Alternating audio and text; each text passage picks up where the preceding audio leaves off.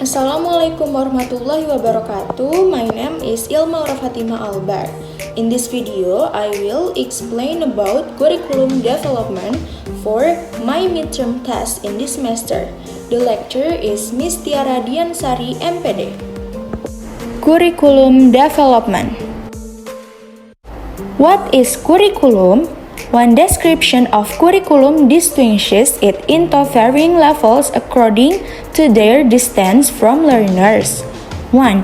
The associate level curriculum describes what is mandated for study at national level. 2. The intended or written curriculum is a normative statement of intent for a course or whole program that is intended primarily to ensure that the educational goals of the system are being accomplished.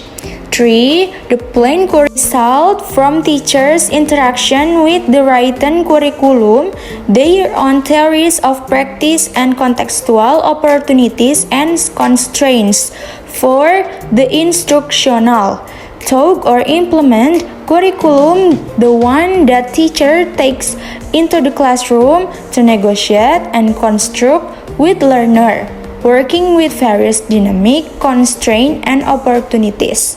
5. The received or experiential curriculum is the one that learner experience and from which they construct their understanding. Curriculum encompasses more than just simple definition. However, it can be perspective, descriptive, or both. 1. Perspective. Curriculum provide teachers and learner what ought to happen, and they take the form of a plan, an intended program, or an expert opinion about what needs to take place in the course of study. The curriculum is all the learning experiences or courses planned and directed by the school to attain its educational goals. 2. Descriptive curriculum emphasizes that curriculum be taught not merely in terms of how things ought to be, but how things are in real classroom and in real world.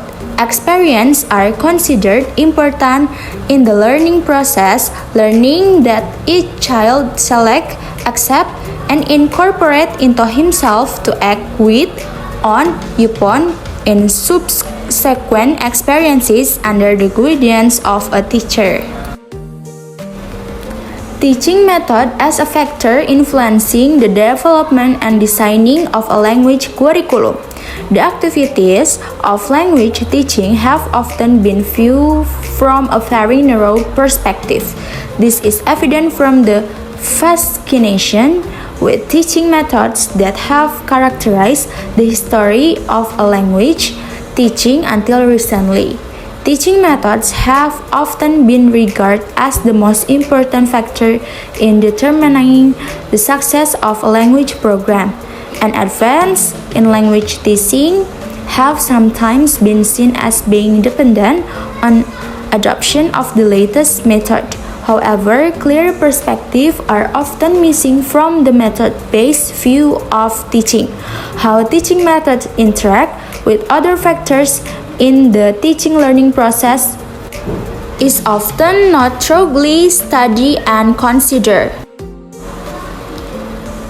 Among these factors are 1. The learners and the teachers and their expectation for the program. 2. Learning and teaching style they bring to the program. 3. Purpose of the language course or curriculum. 4. Goals the program have and how this goal can be expressed. 5. Settings where teaching take place.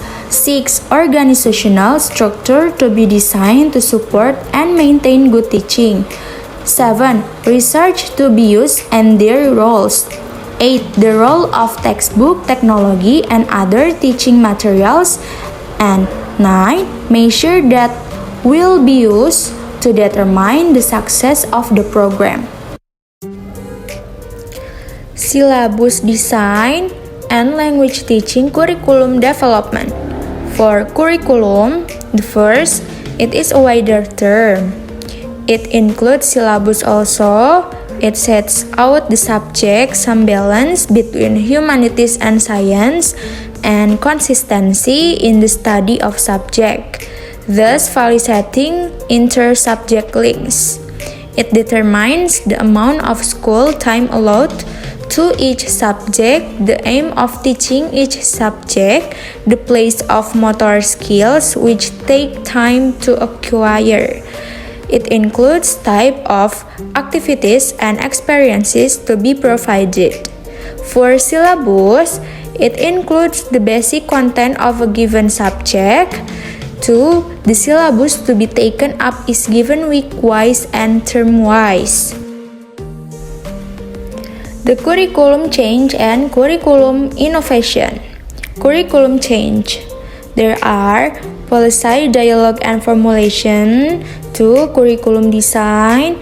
3. System management and governance. 4. Development of textbook and teaching learning materials. 5. Capacity building for curriculum implementation. 6. Process of curriculum implementation. 7. Curriculum evaluation and student assessment. First, curriculum change. The curriculum developer places curriculum within the broader framework of quality education and effective educational policy, and defining curriculum change as a dynamic process aimed at ensuring relevance of learning. 2. Policy, dialogue, and formulation. The curriculum developer explore context of policy change. Firstly, by examining possible triggers and rationales for policy change, and secondly, by providing tools for the analysis of strengths and weaknesses in local context and for the identification of the partner involved in and concerned with the education system. It then identifies the range of possible stakeholder involvement in policy dialogue and formulation, as well as the possible causes of resistance to policy. 3. Curriculum design. The curriculum developer presents a generic structure for curriculum frameworks and examines the relationship between its various constituent elements. It provides an overview of different approaches to the process of defining what learners should know and be able to do at the end of various learning cycles based on the formulation of objective, skill, competencies, and/or standards.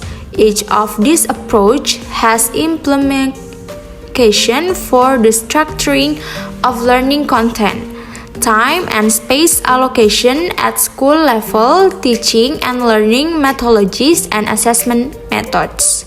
Or system management and governance. The curriculum developer examines the relationship between sound management and governance and successful curriculum development. Consistent with the principle of relevance, it explores the importance of effective management and leadership of curriculum development process at control, regional, and school level.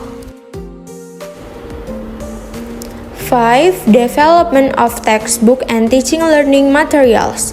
This explores current trends in policy and process of textbook development and present a variety of models for the curriculum professional to consider.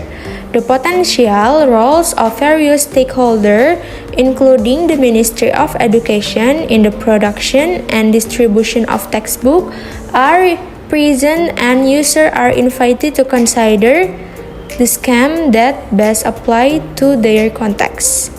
6. Capacity building for curriculum implementation.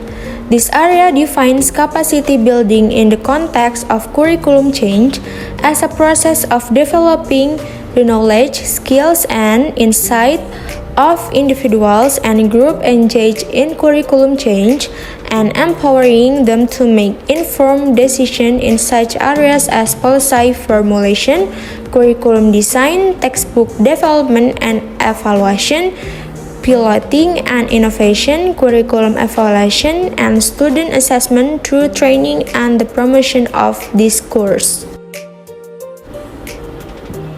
7. Process of curriculum implementation. This area aims to explore and clarify possible models of curriculum implementation.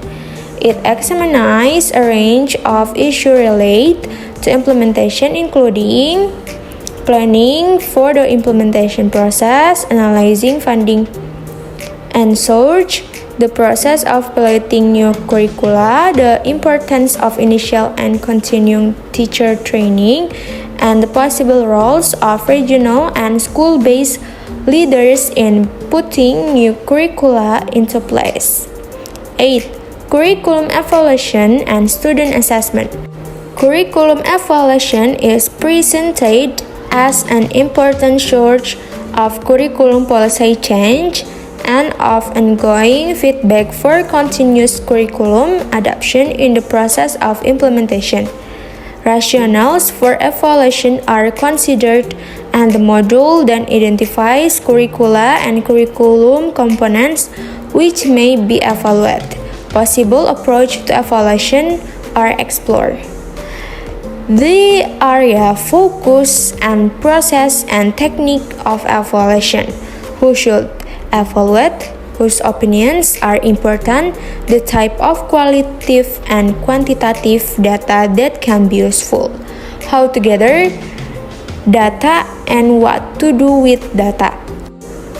Thank you for your attention. Wassalamualaikum warahmatullahi wabarakatuh. See you next lesson.